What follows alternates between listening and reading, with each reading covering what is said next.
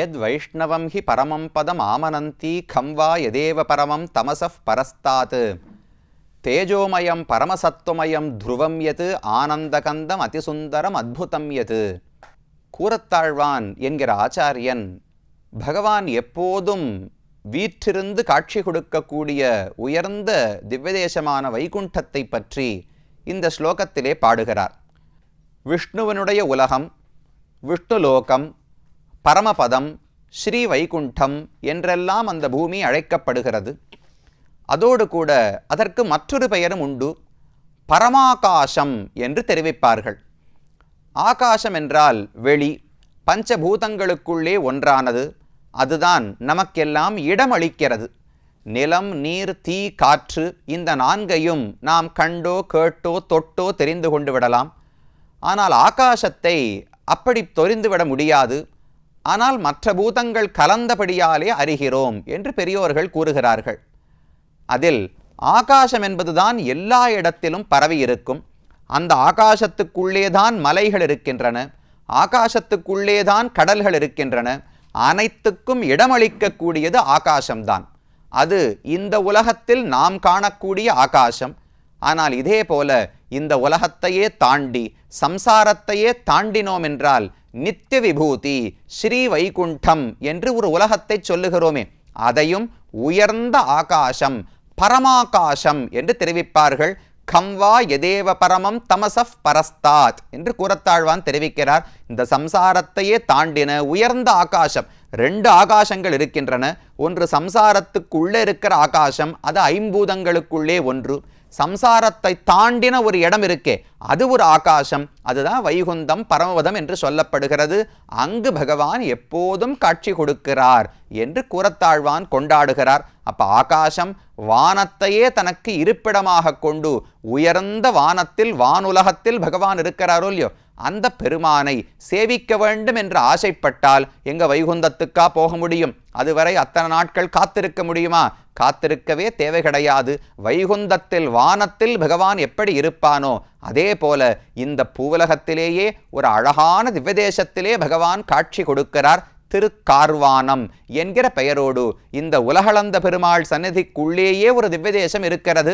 கீழே தெரிவித்தது போல் உலகளந்த பெருமானுடைய சந்நிதி திரு ஊரகம் என்று அழைக்கப்படும் திவ்யதேசம். அந்த கோவிலுக்குள்ளேயே திருநீரகம், திருக்காரகம், திருக்கார்வானம் என்று 3 திவ்யதேசங்கள் இருக்கின்றன.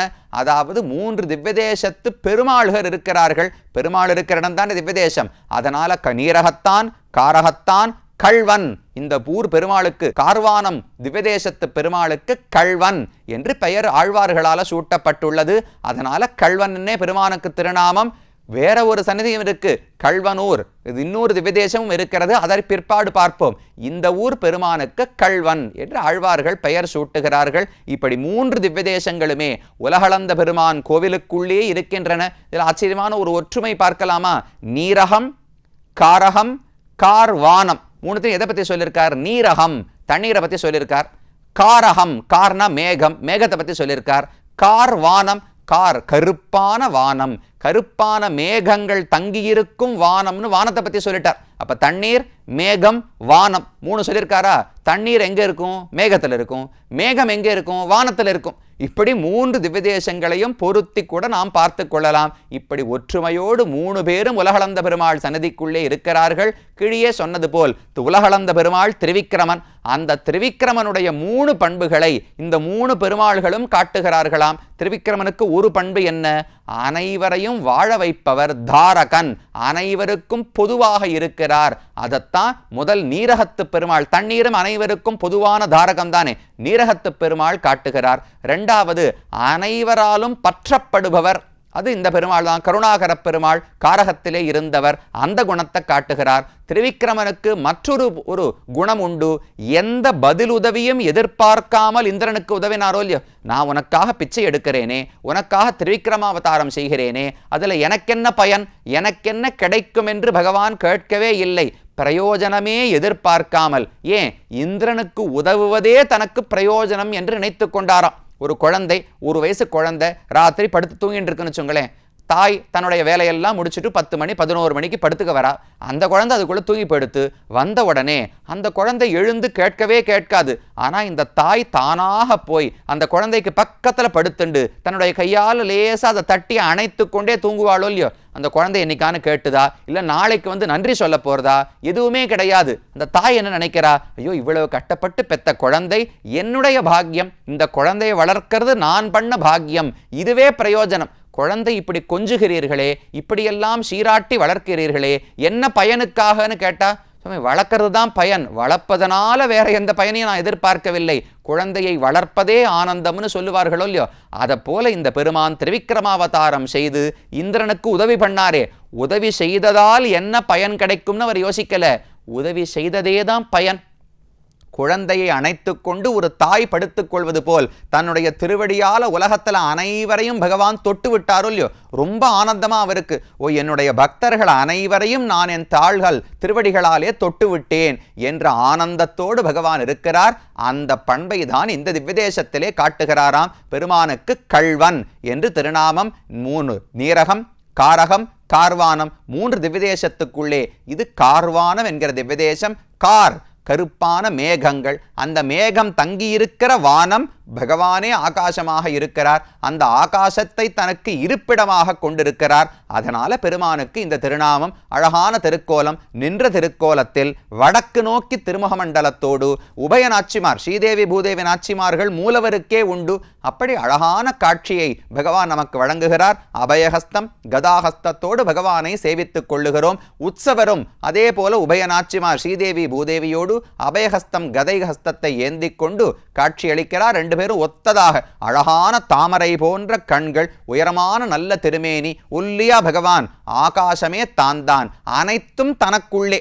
ஆகாசம்னா என்ன பார்த்தோம், அனைத்தும் ஆகாசத்துக்குள்ளேயே இருக்கும். அதைப்போல் உலகில் அனைத்தும் பரமாத்மாவுக்கு உள்ளேதானே அடங்கி இருக்கிறது. அவன் இல்லாமல் உலகத்தில் எதுவுமே கிடையாது. அதனால ஆகாசமாகவே தானும் இருக்கிறார். இந்த பெருமானுக்கு கள்வன் என்று திருநாமம் என ஆழ்வார் பாடும்போது கள்வன் என்று அழைக்கிறார். தாயார் கமலவல்லி தாயார், கைகளிலே தாமரையை பிடித்து இருக்கக்கூடியபடியாலே கமலவல்லின்னு திருநாமம். ஊர் விமானத்துக்கு புஷ்கல விமானம். புஷ்கலம்னா நன்னா செழிப்பானதுன்னு அர்த்தம். புஷ்கலமாக முழுமையாக குணங்கள் அனைத்தும் நிறைந்திருப்பவர் பகவான். அதனால புஷ்கல விமானம் என்று விமானத்துக்கு பெயர். ஊர் தீர்த்தத்துக்கு கௌரி தீர்த்தம்னு பெயர். பார்வதி தேவிக்கு இந்த இடத்துல பகவான் காட்சி கொடுத்தார்னு சொல்லப்படுகிறது. அதனால கௌரி தீர்த்தம் என்று வழங்கப்படுகிறது. இந்த திவ்யதேசத்தையும் ஒரே வார்த்தையில திருமங்கையாழ்வார் மங்களாசாசனம் செய்கிறார். ஒரே பாட்டு தான். திருநெடுந்தாண்டகத்தினுடைய 8வது பாசுரத்துக்குள்ளே பல திவ்யதேசங்கள். திருமங்கையாழ்வாருக்கு இந்த ஒரு பண்பு உண்டு. ஒரு இடத்துல நின்று இருப்பார், ஆனா திடீர்னு என்னென்னமோ திவ்யதேசங்கள் எல்லாம் அவருக்கு ஞாபகம் வரும். எல்லாத்தையும் வரிசையா பாடுவார். இந்த பாட்டிலேயே பார்த்துருக்கோம் எத்தனை திவ்யதேசங்கள். நீரகத்தாய், நெடுவரையின் உச்சி மேலாய். நெடுவரையின் உச்சின்னா திருவேங்கடத்துக்கு மேல பகவான் இருக்காரே. வரைனா மலைன்னு அர்த்தம். பெரிய மலை திருவேங்கடத்துக்கு மேல உச்சியில் இருக்கிறாரே, அந்த திருவேங்கடமுடையானாக பகவானை பார்க்கிறார். நிறைந்த கச்சி ஊரகத்தாய், கச்சிக்குள்ளே ஊரகத்து பெருமானாக இருக்கிறார். நிலாத்திங்கள் துண்டத்தாய், அடுத்த அந்த திவ்யதேசத்தை பற்றி பார்க்க போகிறோம். அந்த திவ்யதேசத்திலும் இருக்கிறார். ஒன்துறை நீர் வெஹ்கா உள்ளாய், திருவெஹ்காவிலே சயனித்திருக்கிறாய். உள்ளுவார் உள்ளத்தாய், யாரெல்லாம் உன்னை நினைக்கிறார்களோ, பக்தியோடு உன்னை நினைவு கூறுகிறார்களோ அவர்கள் மனதுக்குள்ளே நீ இருக்கிறாய். எங்கெங்கேயோ வெளியில மட்டும் பகவான் இருக்கார் நினைக்க வேண்டாம். நமக்கு அருகிலேயே, நம்முடைய மனதிலேயே எப்போதும் குடிகொண்டிருக்கிறாய். உள்ளுவார் உள்ளத்தாய், உலகமேத்தும் காரகத்தாய், உலகத்தில் அனைவராலும் கொண்டாடப்படக்கூடிய காரகத்திலே கருணாகர பெருமானாக இருக்கிறாய். அதுக்கடுத்து சொல்றார், கார்வானத்து உள்ளாய் கள்வா. இங்கேதான் ஆழ்வார் பெயர் சூட்டுகிறார். கார்வானத்துக்குள் இருக்கிறாயே கள்வா. ஏன் கள்வாவா? திருடனா? பகவான் எதை திருடினார்னால், ஒன்று நம்முடைய ஜீவாத்மாவை திருடி விட்டாரோ, நம்முடைய மனதை திருடி விட்டார், நம்மையே திருடி விட்டார். அதனால கள்வன். இன்னொன்று, கள்வன் சொன்னால் திருடன் என்று மட்டும் பொருள் அல்ல. கள்ளத்தனம் என்பது கொடுக்க வேண்டிய ஒன்றை கொடுக்காமல் இருப்பது கூட கள்ளத்தனம் தானே. அப்படி பகவானுக்கு என்ன கள்ளத்தனம்னால், ஆழ்வார் இந்த பாசுரத்திலேயே கேட்பதென்ன? மிச்ச பாசுரத்தை பார்த்தோம்னால் ஐயோ உன்னை காண முடியாமல் நான் தவிக்கிறேனேன்னு ஆழ்வாருடைய பிரார்த்தனை. ஒரு விஷயா பாருங்க, நிறைந்த கட்சி ஊரகத்தாய் உள்ளுவார் உள்ளத்தாய் உலகமேத்தும் காரகத்தாய் கார்வானத்துள்ளாய் கழ்வா காமரபூம் காவிரியன் தென்பால் மண்ணு பேரகத்தாய் பேராத என் நெஞ்சினுள்ளாய் பெருமான் உன் திருவடியே பேணினேனே. உன்னுடைய திருவடிகளைத்தான் எப்போதும் நினைத்து கொண்டிருக்கிறேன், என் மனதிலிருந்து அகலாமல் இருக்கிறாய். ஆனா இன்னும் நேரே கிடைக்கவில்லையே. உன்னை எப்போது அடையப் போகிறேன், எப்போது அணைத்து கொள்ளப் போகிறேன், உன்னை அடைய ஆசைப்படுகிறேன்னு ஆழ்வார் வருத்தத்தோடு பாசுரம் பாடுகிறார். அப்ப ஒவ்வொரு இடத்திலும் கார்வானத்துள்ளாய் கழ்வான்னு ஏன் ஆழ்வார் சொல்றார்னால், ஆழ்வாருக்கு ஆசை என்ன? பகவானை நேரடியாக பார்க்க வேண்டும். இப்போதைக்கு மனசிலே காட்சி அளிக்கிறார், நேர பகவானை பார்க்க வேண்டும், அவனுடைய திருமேனி அழகை ரசிக்க வேண்டும் ஆழ்வாருக்கு எண்ணம். ஆனா பகவான் காட்டவில்லை அல்லவா? திருமேனியை மறைத்து கொண்டு விட்டார். விக்கிரக வடிவத்தில் காட்சி கொடுக்கிறார், மனசிலேயே காட்சி கொடுக்கிறார். ஆனா நேர ராமனை போல கண்ணனை போல வந்து ஆழ்வாருக்கு காட்சி கொடுக்கவில்லை. அப்ப தன்னுடைய திருமேனியை காட்டாமல் மறைத்து விட்டபடியால் அவர் கள்வனா. அதனால ஆழ்வார் கார்வானத்துள்ளாய் கள்வா என்று பெருமானை பற்றி பாடுகிறார். இது இந்த திவ்யதேசத்துக்கு ஆழ்வாருடைய மங்களாசாசனம். காமரபூம் காவிரியன் தென்பால் மண்ணு பேரகத்தாய், திருப்பேர்நகர் காவிரி கரையில் அவரையும் நாம் முன்னமே சேவித்து விட்டோம். அப்படிப்பட்டவனே பேராது என் நெஞ்சினுள்ளாய். இந்த பெருமானையெல்லாம் நகரவே விடாமல், பேராதுனா நகராமல் என்று பொருள், எப்போதும் நம்முடைய மனதிலே வைத்துக் கொள்ள வேண்டும். நாம திவ்யதேசங்களுக்கெல்லாம் போறோம். இவர் சொல்றாரு, இந்த வேகத்துல தான் நாம இன்னைக்கு யாத்திரை எல்லாம் போறோம். ஒரு பாட்டுல எத்தனை நீரகத்தாய், திருவேங்கடம், நிலா திங்கள் துண்டம், கச்சி ஊரகத்தாய், கார்வானத்துள்ளாய், காரகத்தாய், ஒரு 10 திவ்யதேசத்தை பாடிட்டாரா? நாமும் இன்னைக்கு யாத்திரை போறச்சே ஒரு நாள்ல 10 திவ்யதேசம் சேவிக்கிறோம். இப்படி வேகமா சேவிச்சுட்டு திரும்ப வந்து ஆழ்வார் சொல்றா பாருங்க, பேராது என் நெஞ்சினுள்ளாய். எல்லாத்தையும் மனசிலே தேக்கி வைத்து கொண்டு இந்த நிகழ்ச்சி மூலமா பார்க்கிறீர்கள். நேர போய் சேவித்துக் கொள்ளலாம். பார்த்ததையெல்லாம் மனசுல நன்னா நிற்க வச்சுக்கணும். திரும்ப திரும்ப யோசித்து அசை போட்டு பார்த்தோம் என்றால் அப்ப அதன் மனசிலே நிற்கும், அந்த ஆனந்தத்தை அனுபவிக்கலாம். இது ஆழ்வாருடைய பாசுரம். பிள்ளை பெருமாள் ஐயங்கார் இந்த பெருமானை பத்தி பாடுறார். தாலேலோ வென்றாய்ச்சி தாலாட்டி தன்முலைப்பால் ஆலே எவ்வாறு பசி ஆற்றினள் முன் மாலே பூம் கார்வானத்துள்ளாய் கடலோடும் வெற்போடும் பார்வானம் உண்டாய் நீ பண்டு. அவருக்கு ஒரே ஆச்சரியம், பெருமானே நீ யசோதையின் இடத்துல பால் குடித்தாய் அல்லவா? யசோதை தான் உன்னை வளர்த்தாள், அவளிடத்திலே பால் குடித்திருக்க வேண்டும். அதில் எப்படி உனக்கு பசி ஆறியது? யசோதை பால் கொடுத்து உன் பசியை எப்படி ஆற்றினாள்னு அவர் கேட்கிறார். தாலேலோ என்று ஆய்ச்சி தாலாட்டி, ஆய்ச்சி யசோதை தான் தாலாட்டி இருக்க வேண்டும். ஏன்னா தேவகி எங்க எதையுமே பெறவில்லையோ இல்லையோ, தேவகி ஒரே ஒரு பாக்கியம்தான் பண்ணா, கண்ணனை பெற்று எடுத்தாள்.